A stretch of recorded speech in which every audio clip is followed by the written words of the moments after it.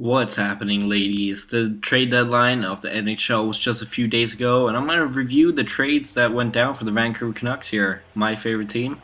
I think the trade of Hodgson was the biggest surprise of the day. I think not a single one out of us Canucks fans were expecting that, and I'm not sure if I should be excited or not. I think the trade kind of makes sense, but I sure am going to miss Hodgson.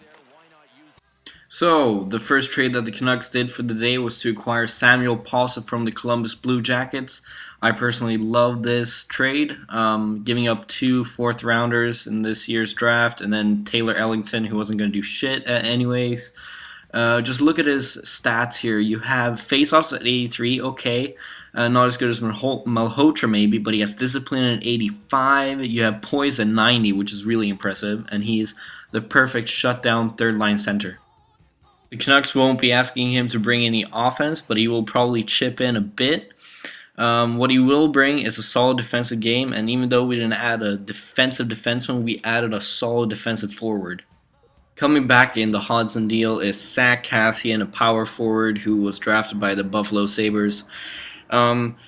He's more of a project than Hodgson was, but I think he can bring a ton to this team. Look at his athleticism and also look at his solid offensive numbers here. I was kind of surprised by that. The kid is huge. He's over 6 foot tall. Big guy, big hits, can fight as well. The Canucks have brought in Zach Kassian for his toughness, but he can also provide a lot of offense. He hasn't really proven that on the NHL level yet, but I expect, like many other players in the past, he will probably become a more offensive-minded player. Not really offensive-minded, but sort of produce more, like Michael Samuelsson, for example. He has produced a lot at the AHL level so far, and in NHL 12 he has an awesome shot. It's unbelievable. And he also, I was actually surprised reading some of the comments that the Buffalo Sabres fans have made. He has a lot of on-ice vision actually, and he just lays guys out like right there. Also included in that Hodgson deal is Marc-Andre Grignani, and I think a lot of people forgot about this guy. He's actually a very underrated defenseman. He's an offensive defenseman. As you can see in the game, he has huge offensive numbers there. He's kind of lacking in the defensive department, but he also has a lot of athleticism that will sort of help him out with that. As you can see, his last season in AHL there, he had 60 points in 63 games played. That's not too shabby.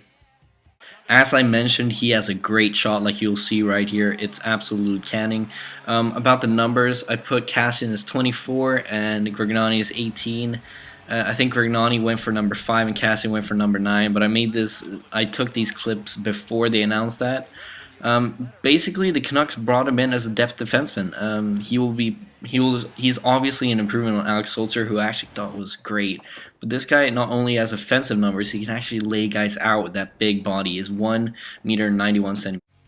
So let's talk about the lines here. We're focusing on the bottom 6 here. We have Paulson as the third-line center. I think that's what he's going to play in the playoffs as well, with Hansen and Raymond. Against Phoenix last night, he played with Higgins and Hansen, but I think that Higgins can actually produce offensively, and Raymond, he can't. So maybe he can just defend or something like that. I think this is a very, very solid third line, and I slotted in Kassian there on the 4th line. I'm not really sure if he's going to get playing time with Bitts and Weiss in the lineup, but I think he's an upgrade on Weiss at least. Malhotra on the left wing, but he will probably take the face-offs anyways. And I think the combination of Lapierre and Kassian is really, really intriguing for me at least. The biggest thing that worries me with the departure of Hodgson is who is going to play center on the second power play unit. I wasn't really aware of who played that position against Phoenix, but I put David Booth there, and I'm pretty sure he played center a few times in Florida.